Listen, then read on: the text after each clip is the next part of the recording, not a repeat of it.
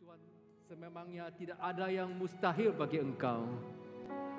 Sebab Engkau yang Maha Kuasa, Engkau yang setia kepada janji-janji Engkau. Tetap akan melakukan segala yang telah Engkau janjikan kepada umat Engkau. Sebagai umat Engkau, kami berhimpun di sini. Kami memohon supaya Engkau pada hari ini nyatakanlah hadirat Engkau, nyatakanlah kuasa Engkau melalui Roh Kudus Engkau. Nyatakanlah diri Engkau melalui firman Engkau kepada umat Engkau pada pagi ini. Kami berdoa supaya Engkau akan melayani, tak akan menampakkan Engkau kepada kami pada pagi ini dan pada saat ini. Kami berdoa supaya Engkau sediakanlah hati kami, supaya kami akan menerima apa yang Engkau ingin nyatakan kepada kami, apa yang Engkau ingin sampaikan dalam hidup kami.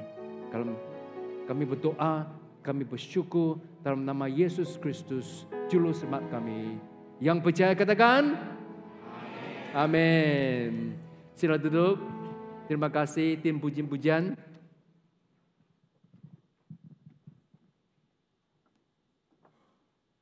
Saya begitu terharu ya semasa saya masuk ke dalam dewan di rumah doa ini dan nampak begitu banyak ya pakaian yang berpakai corak ya.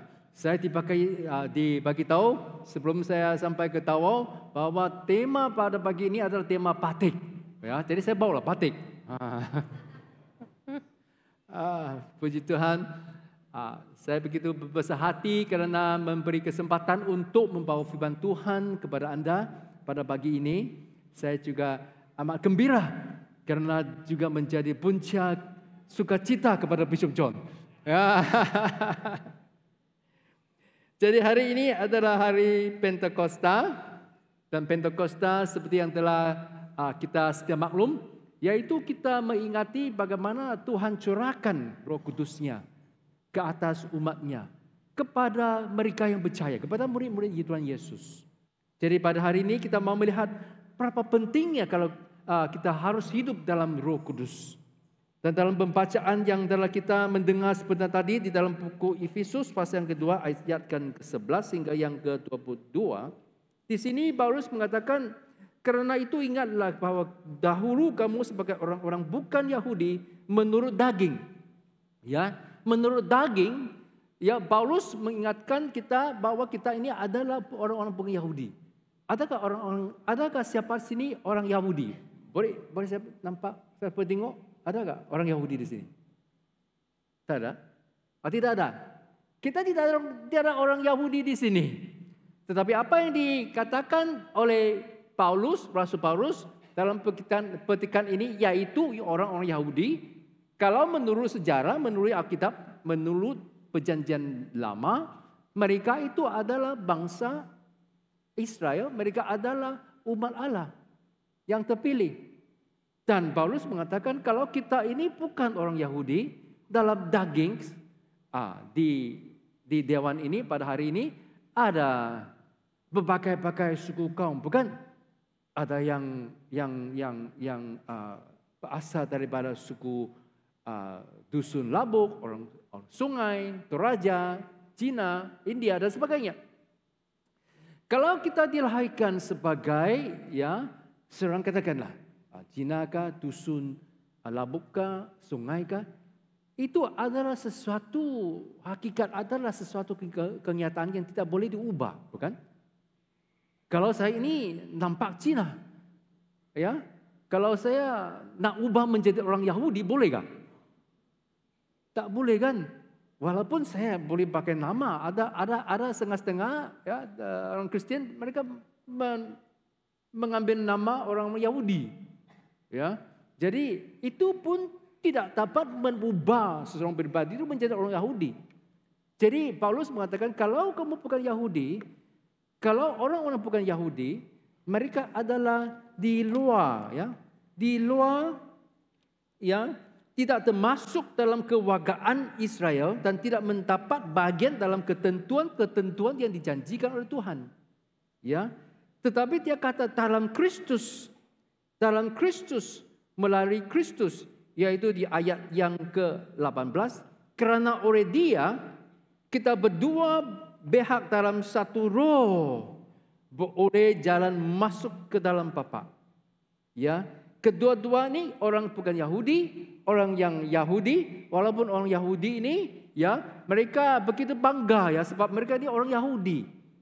Jadi apa yang disifatkan oleh Tuhan Yesus, apa yang dinyatakan oleh Tuhan Yesus dan juga dalam Perjanjian Baru, kalau seorang Yahudi itu dia dilahirkan sebagai seorang Yahudi, tidak bermaksud dia secara otomatis ya, secara otomatis akan mendapat bagian-bagian ketentuan yang dijanjikan keseluruhannya.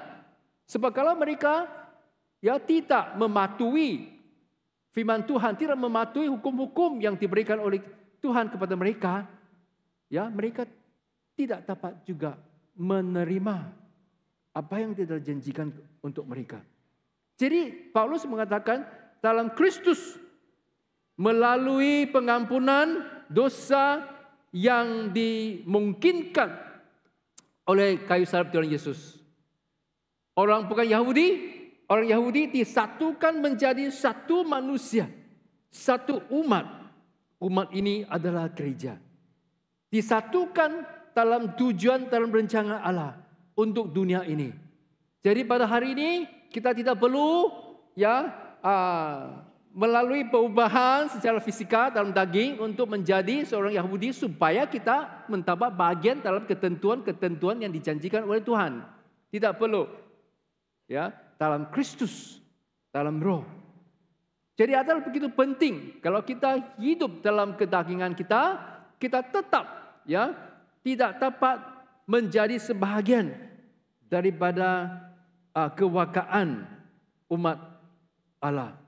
Tetapi dalam roh, apabila kita hidup dalam Roh Kudus, hidup kita yang hidup dalam Roh Kudus, kita dapat memasuki ke dalam rencana dan tujuan Tuhan untuk dunia ini.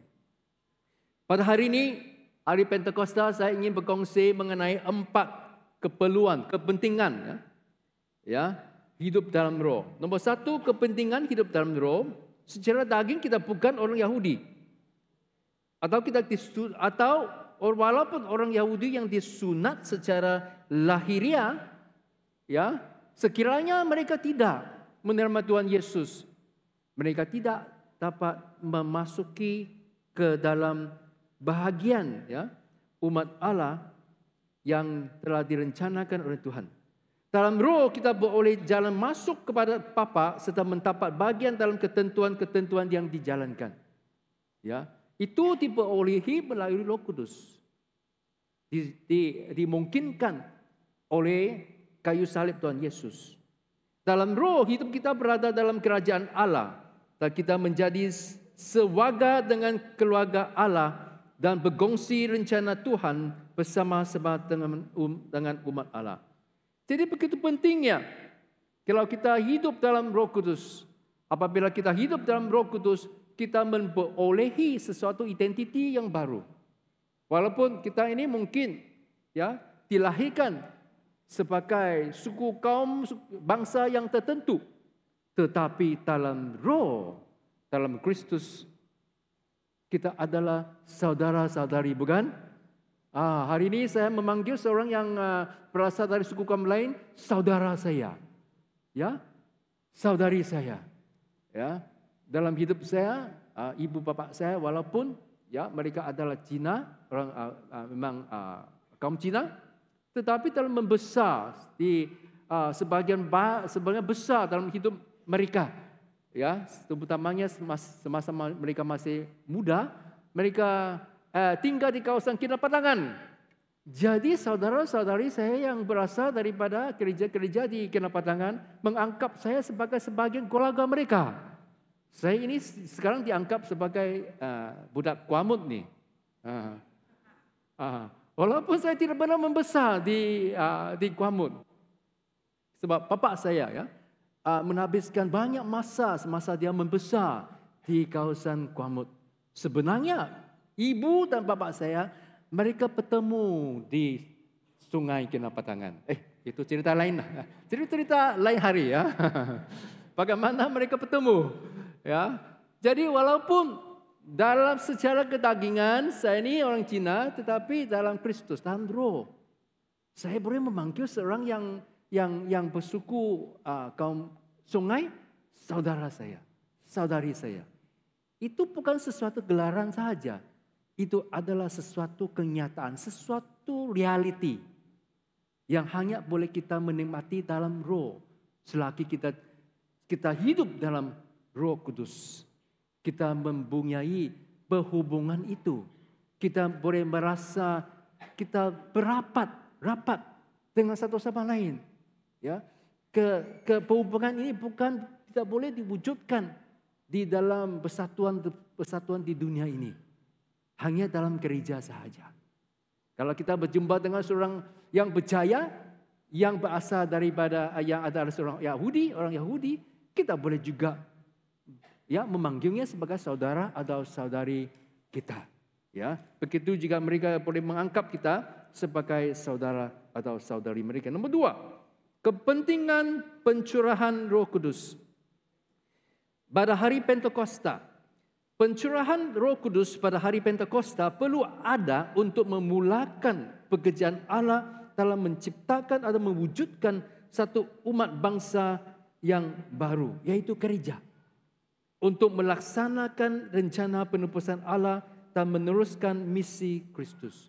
Pada hari Pentakosta, apabila Roh Kudus dicurahkan, murid-murid Tuhan Yesus pada masa itu mereka mula berkata-kata dalam bahasa roh, dalam bahasa yang asing. Hari Pentakosta itu sebenarnya adalah sesuatu perayaan, ya, perayaan penuaian, ya. Jadi Pentakosta ada dalam Perjanjian Lama, ada dalam bahasa Yahudi adalah Shavuot, yaitu satu pesta menuai. Salah satu 3 pesta yang penting, ya, yang Tuhan mengatakan kepada umat Israel untuk ya merayakan. Mereka mesti merayakannya. Sebab itu adalah perayaan yang penting bagi mereka. Jadi pada hari Pentakosta, seperti kita membaca dalam Kisah Para Rasul pasal yang kedua, di mana apabila Roh Kudus dicurahkan ke atas mereka yang berhimpun pada masa itu. Ya, mereka mula berbahasa yang lain. Jadi ramai yang datangnya daripada kawasan-kawasan yang berlainan.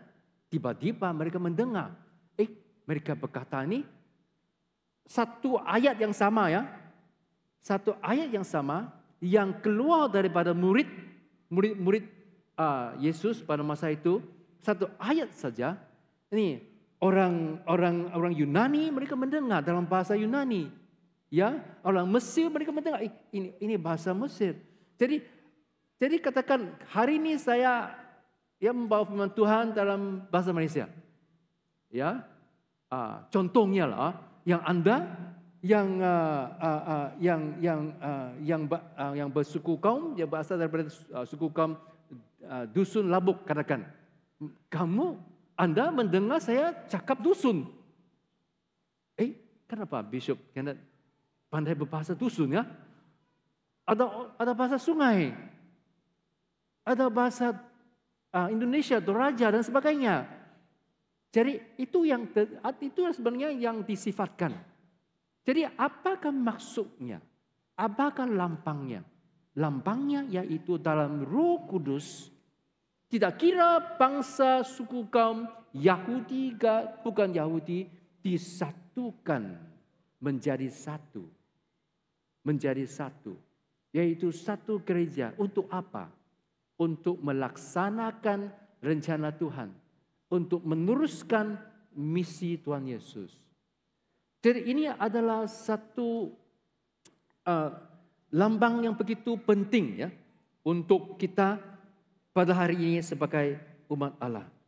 Pencurahan Roh Kudus diperlukan sebab dia menyatukan kita dalam roh, kita menyatukan kita dalam rencana, dalam tujuan hidup kita dan dalam misi kita juga.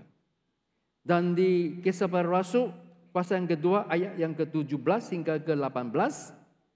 Mari kita baca bersama-sama. Akan terjadi pada hari-hari terakhir, demikianlah firman Allah, bahwa Aku akan mencurahkan Rohku ke atas semua manusia. Maka anak-anakmu laki-laki dan perempuan akan bernubuat, dan teruna-terunamu akan mendapat penglihatan-penglihatan, dan orang-orangmu yang tua akan mendapat mimpi. Juga ke atas hamba-hambaku laki-laki dan perempuan akan kucurahkan Rohku pada hari-hari itu, dan mereka akan bernubuat. Nah, ayat-ayat ini sebenarnya adalah dipetik daripada buku Yoel ya. Dan seterusnya Kisah Para Rasul pasal yang kedua ayat yang ke-33, mari kita bacakan sama-sama. Dan sesudah ia ditinggikan oleh tangan kanan Allah dan menerima Roh Kudus yang dijanjikan itu, maka dicurahkannya apa yang kamu lihat dan dengar di sini. Ya. Jadi Roh Kudus yang dicurahkan. Ya. Dan ini yang dijanjikan. Ya, di ayat 17 ke 18, inilah yang disifatkan akibat pencurahan Roh Kudus ini. Ya, di ayat yang ke-17 dia kata, Aku akan mencurahkan Rohku ke atas semua manusia. Ya, dan di ayat ke-18 sekali lagi, ya, sekali lagi, akan kucurahkan Rohku pada hari-hari itu. Jadi kita melihat tumpuan ayat-ayat ini adalah kepada pencurahan Roh Kudus.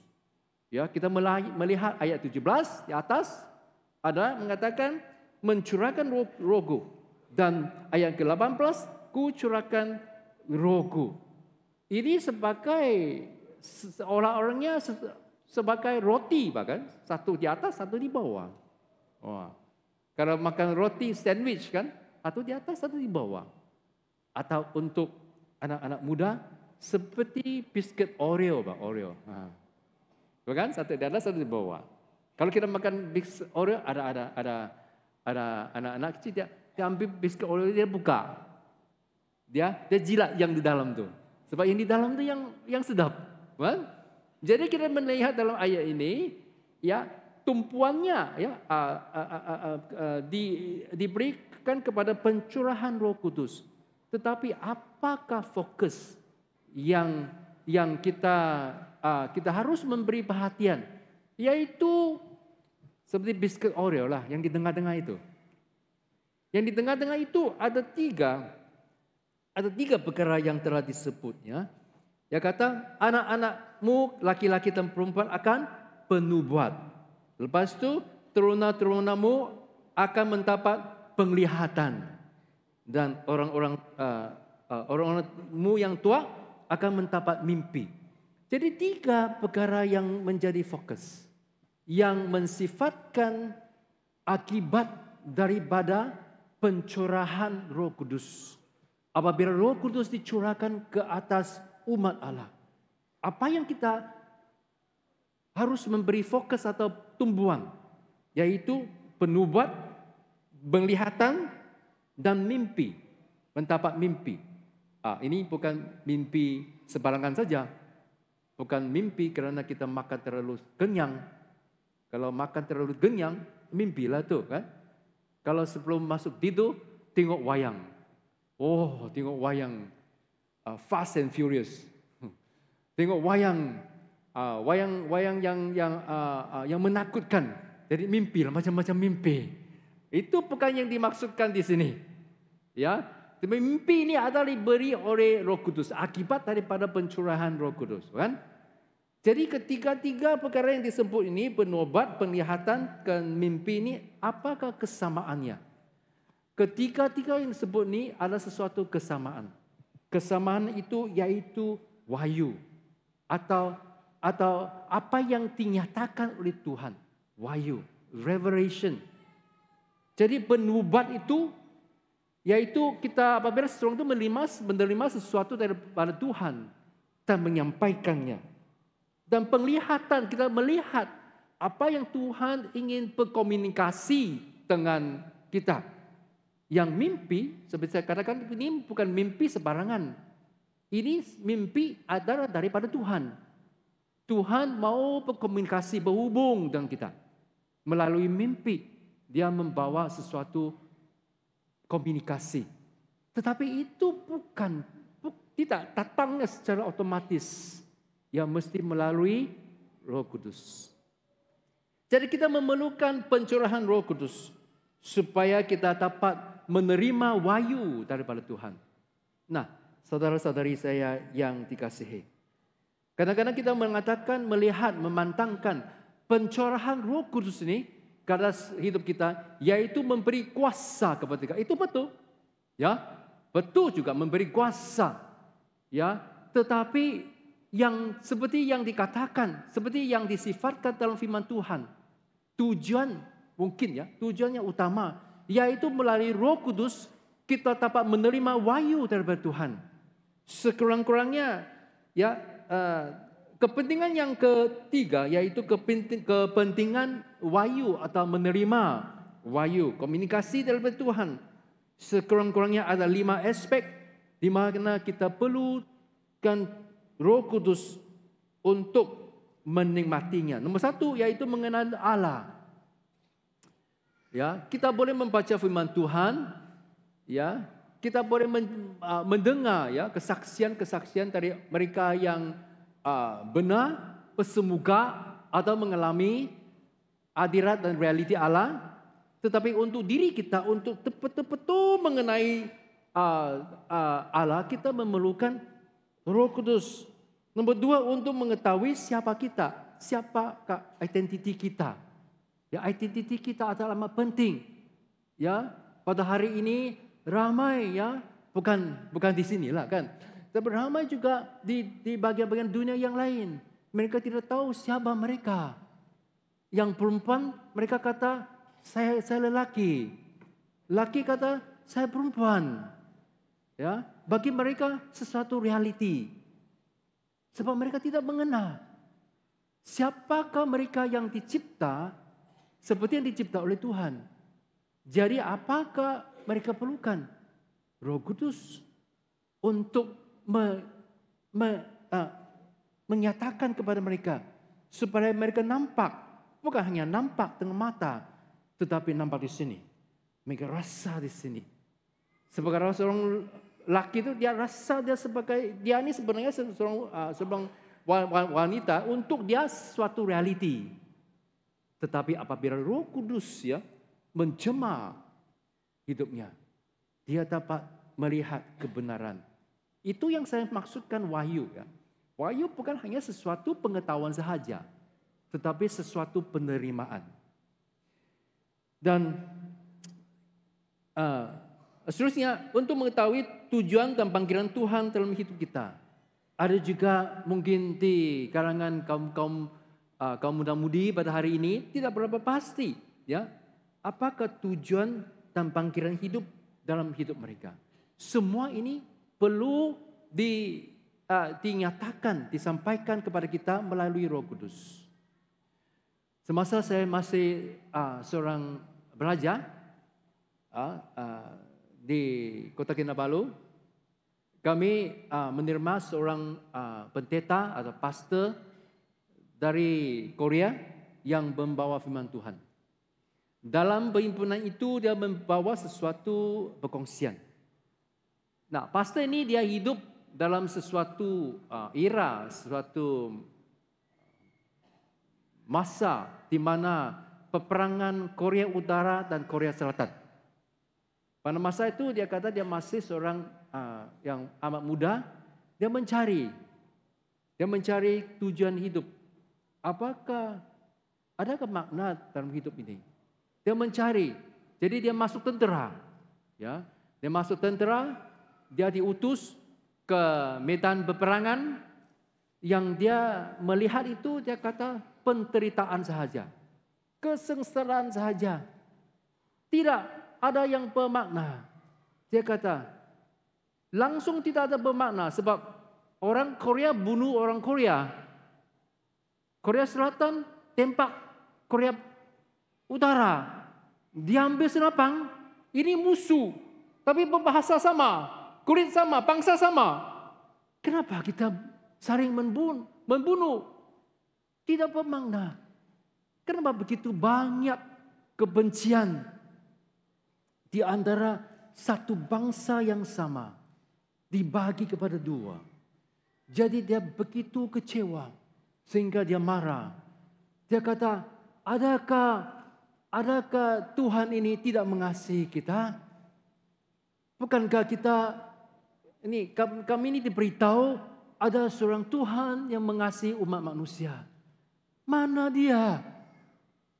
Jadi dia begitu kecewa, ya, dia putus asa semasa pada satu jangka masa semasa dia kalau askar ini dia berperang kan, dia ada cuti juga tau. Dia cuti juga. Semasa dia cuti, dia kembali ke pengkalan dia. Kembali ke pengkalan dia, di dalam pengkalan dia masuk di kemah dia, di sebelah katil dia terletak sebuah Alkitab. Dia lihat, Alkitab. Sebab pada masa itu gereja ya orang Kristen di Korea Selatan, mereka menginjili askar-askar di kemah dan di pengkalan militeri. Dan apabila melihat, dia kata, malam ini saya mau membaca Alkitab. Saya mau mencari bukti bahwa terwujudnya seorang Tuhan yang penuh dengan kasih. Ya, jadi pada malam itu dia membaca Alkitab. Satu malam dia habis baca. Wah, kalau kita baca Alkitab 1 tahun pun susah kan? Wah, kali yang pertama saya baca habis Alkitab kan 3 tahun. Jadi dia baca satu malam dikasih habis. Lepas dia kasih habis baca ya, satu malam dia habis baca. Dia tidak faham, langsung tidak faham. Dia lagi frust, orang bilang dia, lagi frust. Lagi kecewa. Jadi sebab satu malam kan tidak tidur, hari yang keesokannya dia tidurlah. Pada siang dia tidur, pada malam itu dia ambil lagi. Dia berkata kepada Tuhan, kalau kamu ini wujud, saya bagi kamu satu kesempatan lagi, pakai chance lagi sama kau. Saya akan baca sekali lagi. Nah, kali ini dia keluarkan pistol dia. Dia simpan di sebelah katil dia. Dia kata, Tuhan, kalau kamu wujudlah. Kalau malam ini saya baca, saya masih tidak bertemu dengan kamu. Saya masih tidak yakin ya, ada Tuhan yang mengasihi manusia. Selepas itu saya akan membunuh diri dengan pistol itu. Dia simpan pistol di sebelah katil. Dia baca. Perjanjian lama habis. Tidak faham. Tidak tahu apa-apa. 4 buku Injil habis baca. Masih tidak faham. Buku Injil sudah habis. Sampai buku Roma. Dia membaca. Dia mengetahui bahwa inilah cara Tuhan menunjukkan kasih-Nya kepada manusia. Semasa kami masih berdosa. Semasa kami masih berdosa, Tuhan memberikan anak-Nya untuk menjadi pengobatan bagi kami. Dia membaca, tiba-tiba dia kata, dia membaca sampai buku Roma, ada sesuatu penerimaan, dia terima sesuatu dalam dirinya. Dia rasa begitu panas, tiba-tiba ayat-ayat dalam Alkitab itu menjadi sesuatu kenyataan. Begitu benar kepada dia. Dia membaca, dia kata, oh Tuhan, semasa saya masih marah kepada kamu, saya masih menentang kamu, saya masih memberontak,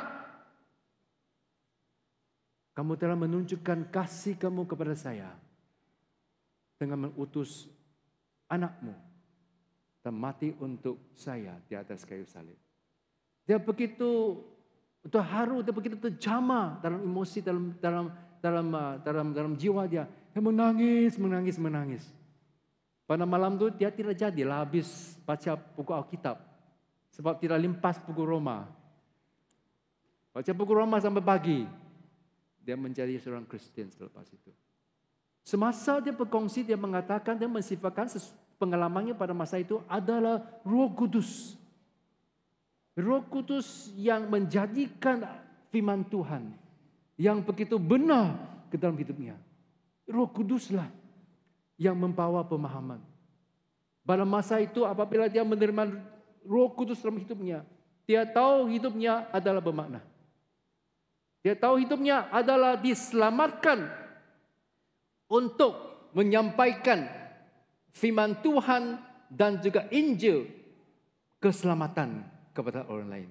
Kita diselamatkan untuk membawa orang yang belum selamat menerima keselamatan. Itulah tujuan bagi dia. Dia kata dia percaya itulah tujuan dalam hidupnya.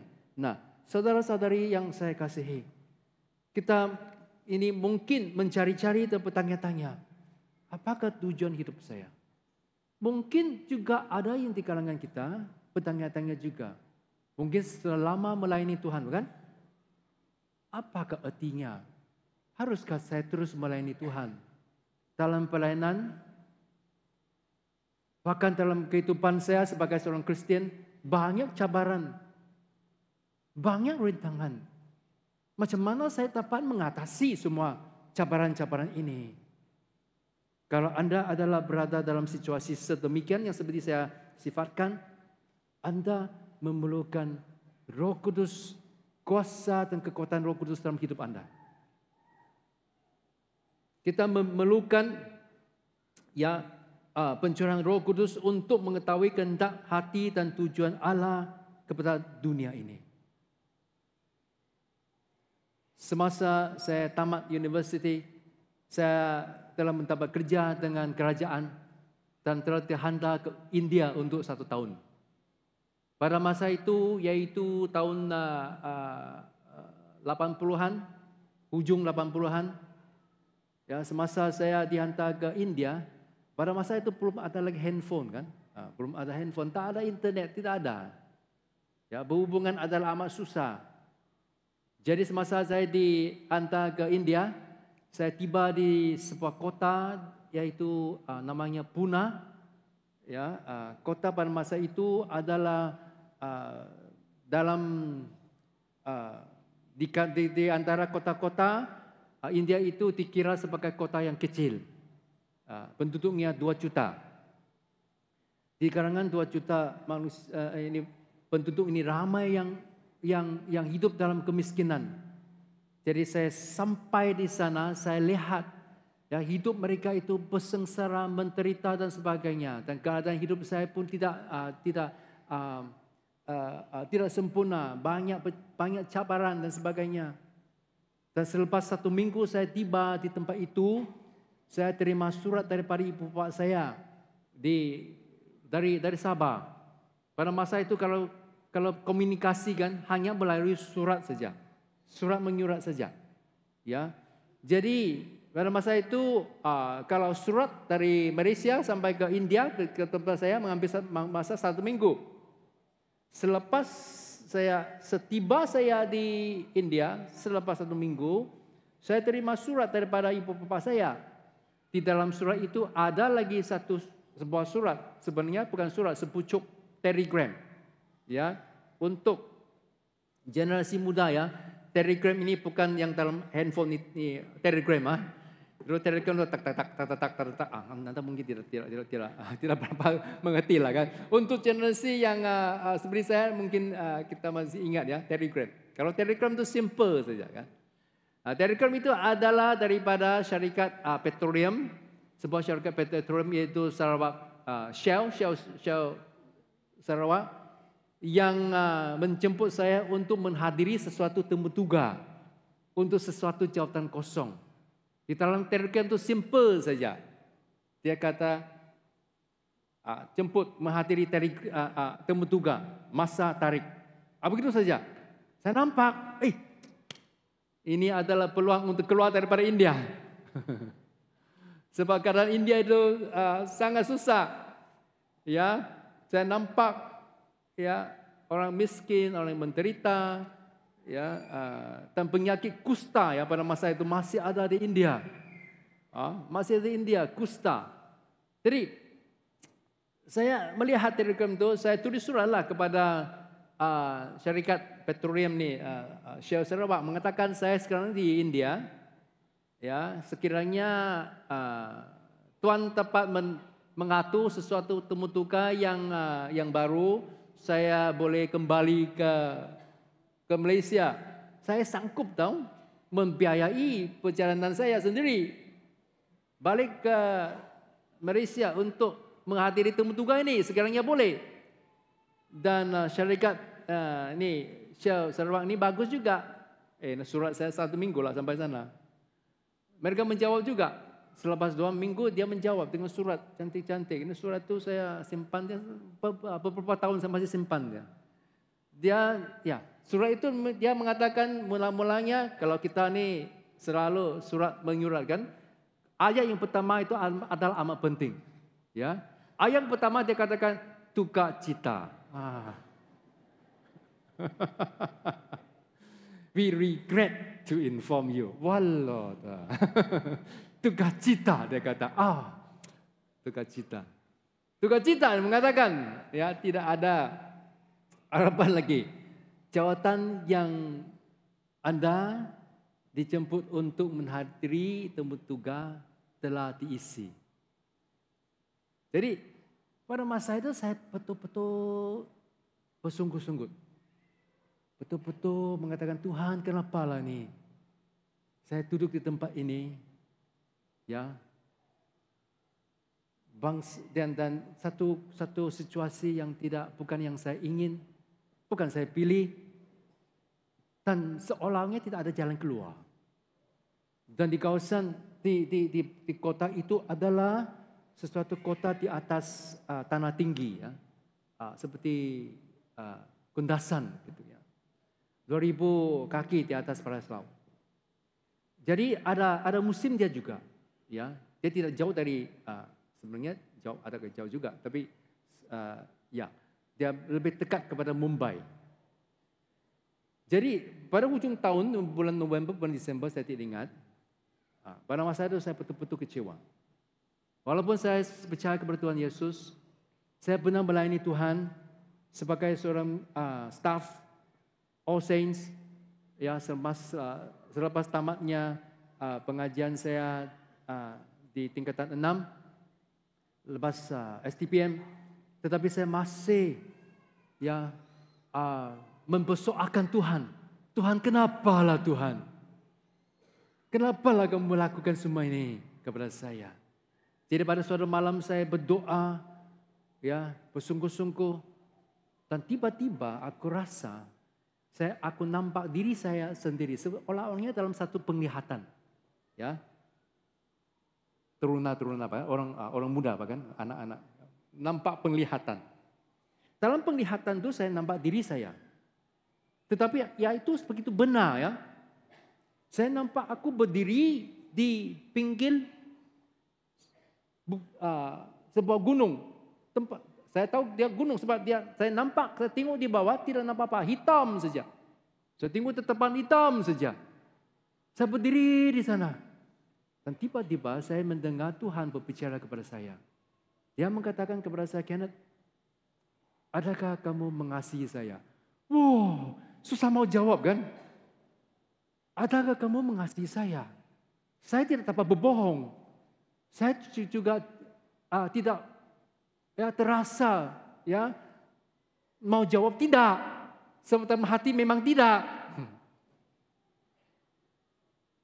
Jadi saya berdiam diri, susah mau jawab soal itu. Jadi saya lihat saya berdiri di sana untuk suatu jangka masa. Dan Tuhan berbicara sekali lagi. Adakah kamu mengasihi saya? Masih tidak boleh jawab.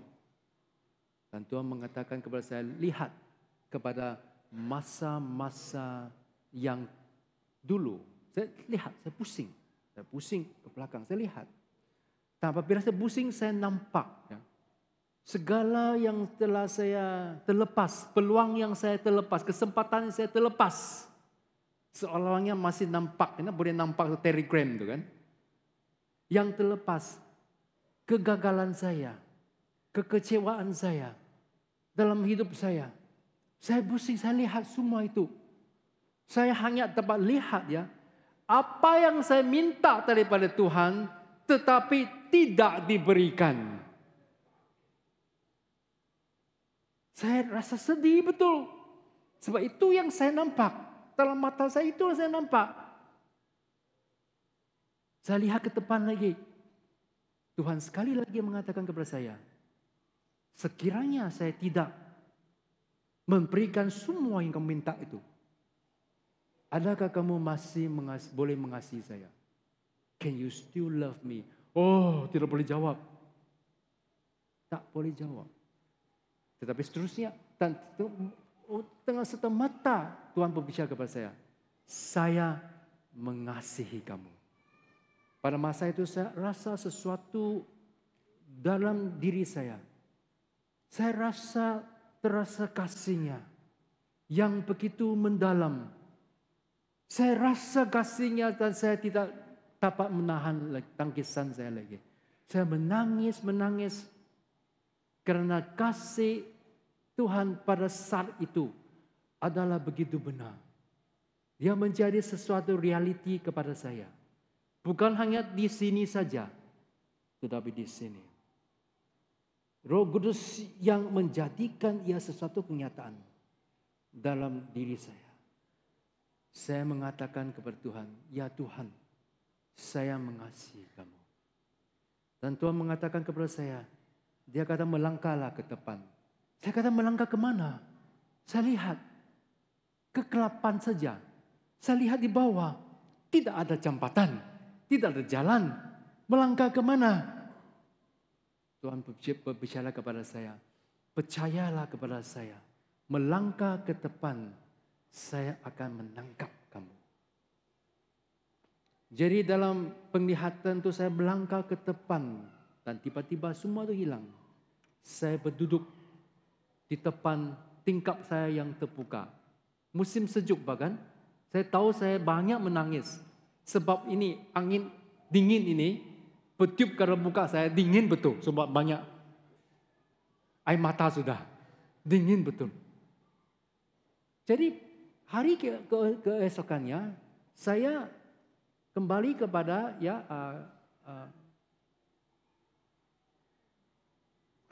apa yang saya selalu lakukan. Saya jalan di jalan raya kota Pune ini. Saya melihat, bukan saya melihat orang yang tidak ada harapan. Saya bukan nampak kemiskinan. Apa yang saya nampak? Saya nampak jiwa-jiwa yang sesat yang memerlukan Tuhan Yesus. Saya nampak sesuatu ladang misi yang begitu besar. Tiba-tiba ada belas kasihan tertimbul dalam hati saya. Nah, situasi saya, persekitaran saya masih sama. Bukan selepas pertemuan itu, selepas peristiwa itu, pengalaman itu saya dikembalikan ke Malaysia, tidak. Saya menghabiskan tahun itu di India juga. Tetapi tiba-tiba penglihatan saya lain. Dalam mata saya melihat, saya nampak orang ramai ini melalui mata Tuhan. Mata Tuhan Yesus. Dan bulan-bulan yang berikutnya adalah masa yang paling bernilai bagi diri saya. Satu masa di mana bukan saya hanya mempelajari kebenaran dalam firman Tuhan, tetapi juga mengalami hadirat Tuhan dalam hidup saya. Kadang-kadang kita berdoa supaya Tuhan memberikan kepada kita sesuatu persekitaran yang baik. Tetapi kadang-kadang Tuhan, priority Tuhan, keutamaan Tuhan mungkin mau membawa sesuatu pembaharuan dalam diri kita. Bagi diri saya, sebab saya telah dibaharui, saya telah diubah. Jadi saya melihat persekitaran saya melalui pandangan Tuhan, bukan melalui pandangan diri saya. Dan dalam masa di India itu adalah satu kali daripada 2 kali dalam hidup saya, 2 kali saya benar melakukan itu. Yaitu apabila saya mengetahui gereja yang saya mengikuti itu mereka ada pelayanan ya, ada untuk melayani, untuk membantu mereka yang miskin, yang tidak ada yang tidak ada tempat tinggal, tidak ada makanan dan sebagainya. Setiap minggu mereka membawa makanan dan obat kepada mereka secara percuma. Ya, bayangkan di dalam kota itu 2 juta, sekurang-kurangnya 100.000 di antara mereka tidak ada tempat tinggal, homeless ya. Ya, mereka tinggal sebagai penduduk setingan, di mana mereka boleh buat rumah di sana. Jadi gereja itu membawa makanan dan obat dan juga menginjili mereka. Itulah kali itu saya apabila saya melihat semua itu belas kasihan Tuhan ya, yang tidak pernah saya mengalami sejak saya tiba di India. Saya keluarkan dompet saya tidak lihat lagi berapa isinya. Saya tuang semua. Ya, siring-siring pun keluar. Saya bagi semua. Ada sesuatu yang berubah dalam hidup saya. Saya dapat mengerti ya, apakah tujuan Allah kepada dunia. Saya dapat mengerti hati Tuhan untuk mereka yang sesat, mereka yang hidup dalam kesengsaraan dan dalam penderitaan. Kerja-kerja Roh Kudus. Roh Kudus yang memungkinkannya. Nomor 5, yaitu kita memerlukan pencurahan Roh Kudus untuk memberitakan kerajaan Allah. Kita mesti memahami ya, apa dia kerajaan Allah. Kita mesti menerima terlebih dahulu sesuatu message daripada Tuhan sebelum kita boleh sampaikan, sebelum kita kongsikan dengan mereka yang perlu pendengarnya. Kepentingan yang 4, kepentingan yang terakhir saya ingin kongsikan dengan Anda pada pagi ini, pada petang ini. Kepentingan untuk menerima urapan Roh Kudus. Kalau kita membaca dalam buku Yesaya pasal yang ke-61 ayat yang pertama hingga yang ke-4, ya, saya minta kita bacakan sama-sama dengan suara yang kedengaran. Roh Tuhan Allah ada padaku, oleh kerana Tuhan telah mengurapi aku. Ia telah mengutus aku untuk menyampaikan kabar baik kepada orang-orang sengsara dan merawat orang-orang yang remuk hati, untuk memberitakan pembebasan kepada orang-orang tawanan dan kepada orang-orang yang terkurung kelepasan dari penjara, untuk memberitakan tahun rahmat Tuhan dan hari pembebasan Allah kita, untuk menghibur semua orang berkabung, untuk mengaruniakan kepada mereka perhiasan kepala ganti abu, minyak untuk pesta ganti kain kabung, nyanyian puji-pujian ganti semangat yang pudar, supaya orang menyebutkan mereka pohon terbantin kebenaran, tanaman Tuhan untuk memperlihatkan keagungannya. Mereka akan membangun reruntuhan yang sudah berabad-abad dan akan mendirikan kembali tempat-tempat yang sejak dahulu menjadi sunyi. Mereka akan membaharui kota-kota yang runtuh, tempat-tempat yang telah turun-temurun menjadi sunyi.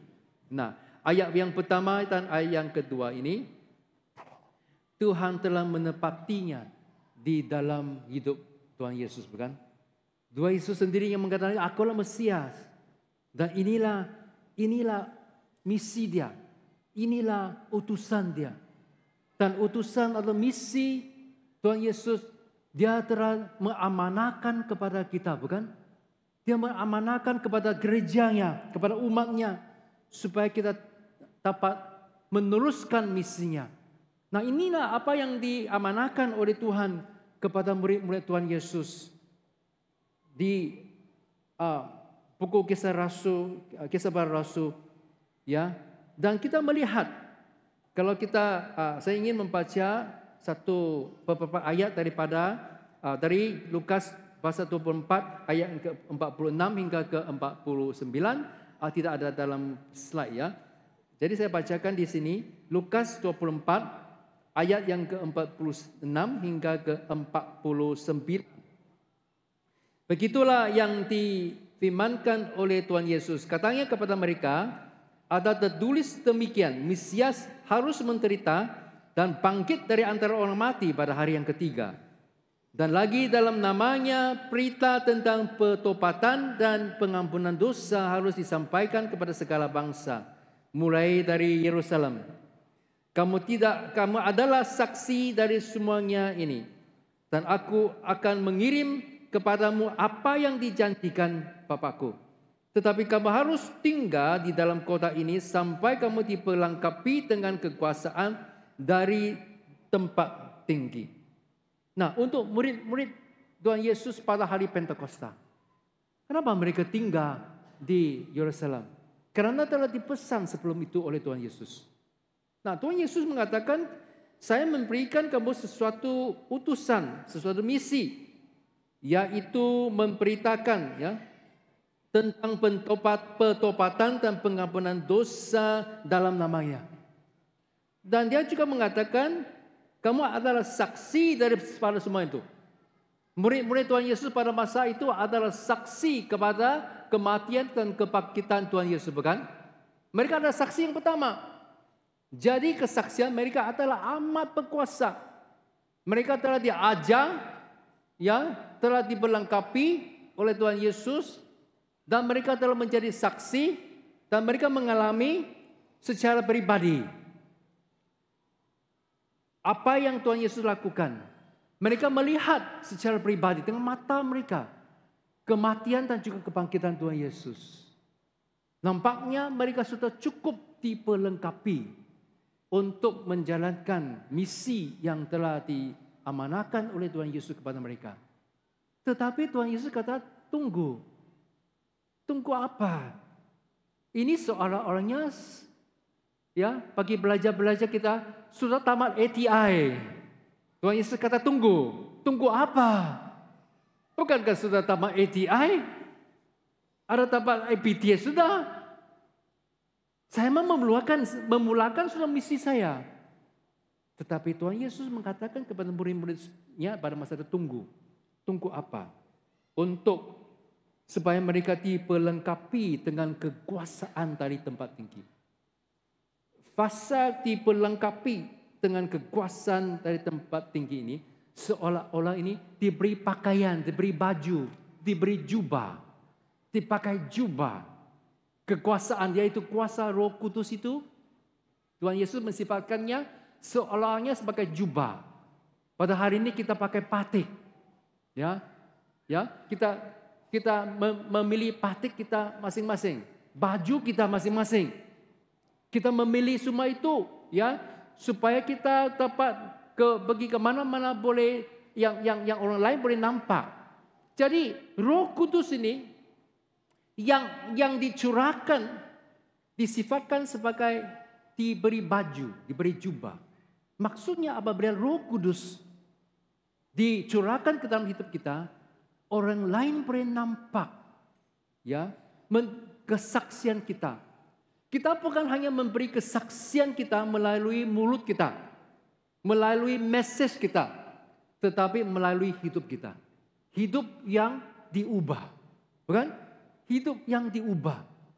Hidup yang ditransformasikan oleh Roh Kudus. Itulah adalah kesaksian yang paling kuat. Yang paling kuat. Nomor satu. Nomor dua, kuasa Roh Kudus memberikan kita kuasa dan memungkinkan yang mustahil dalam pelayanan kita. Yang memungkinkan yang mustahil dalam hidup kita. Kuasa mengerjakan mukjizat.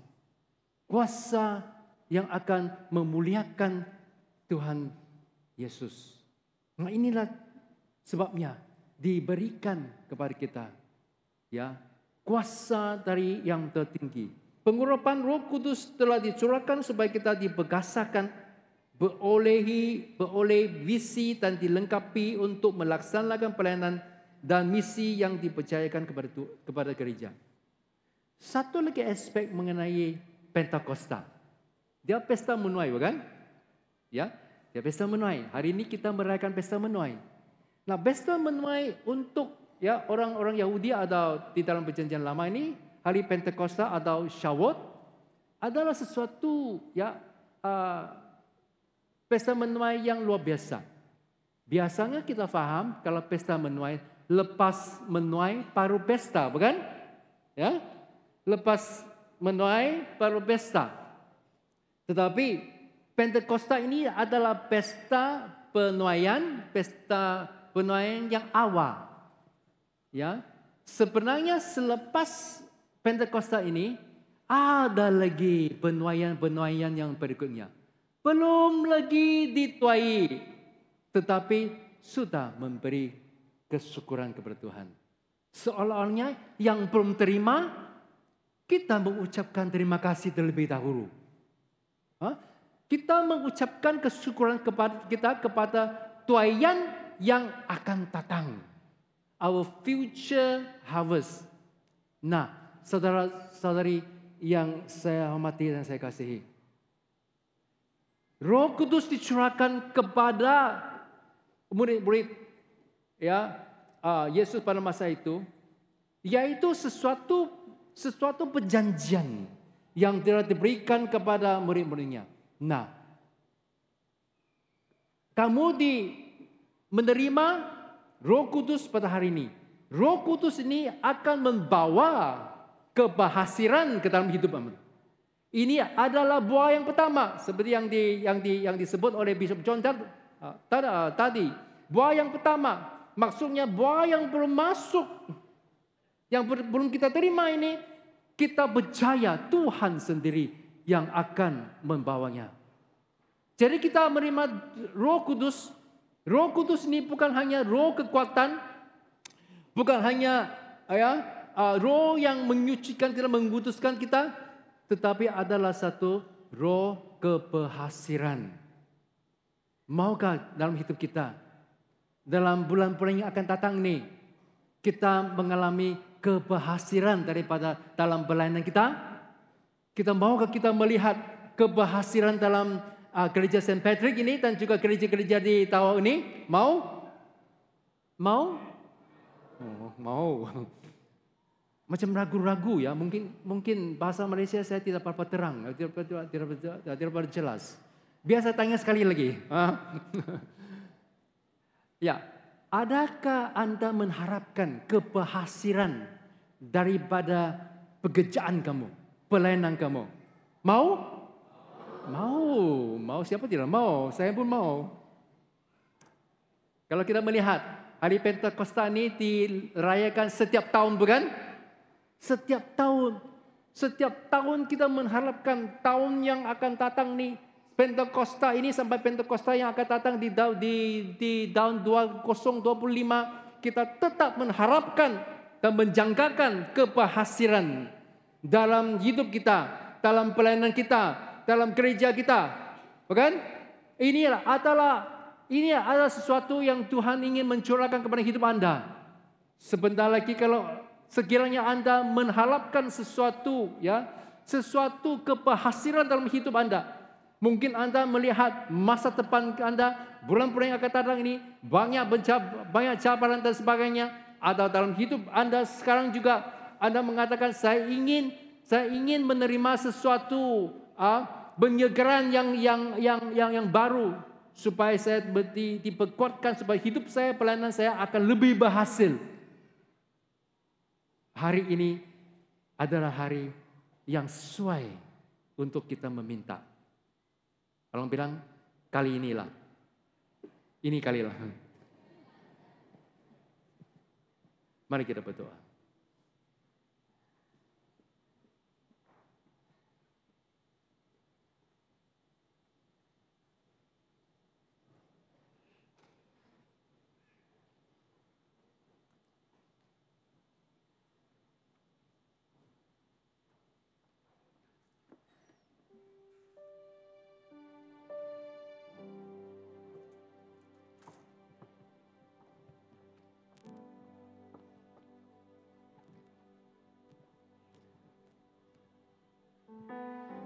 Kita ini adalah umat Allah. Tuhan amat mengasihi kita. Tetapi ada kalanya mungkin ada pergumulan dalam hidup kita.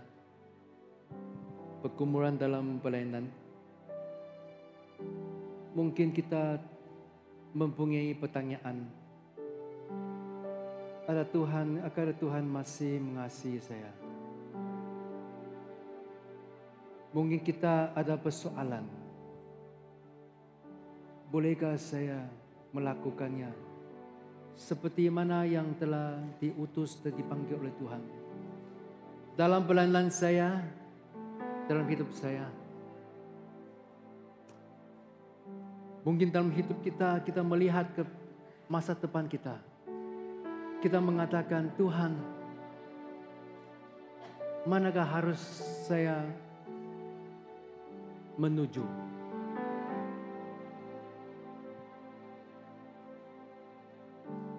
Tetapi Tuhan tidak meninggalkan kita sebagai anak-anak yatim. Dia telah menjanjikan Roh Kudus-Nya untuk menjadi pembantu kita, penolong kita dalam kehidupan dan perjalanan iman kita. Dia telah menjanjikan kepada kita kuasa, kekuasaan dari tempat tinggi yang Dia sedia berikan kepada kita. Saudara-saudari, pada hari ini, apa jua situasi Anda? Sekiranya Anda memerlukan sesuatu pertolongan yang luar biasa, supaya hidup Anda ini dapat memuliakan Tuhan dalam pelayanan, dalam keluarga, dalam pekerjaan Anda, dalam pembelajaran Anda perlukan urapan Roh Kudus yang baru.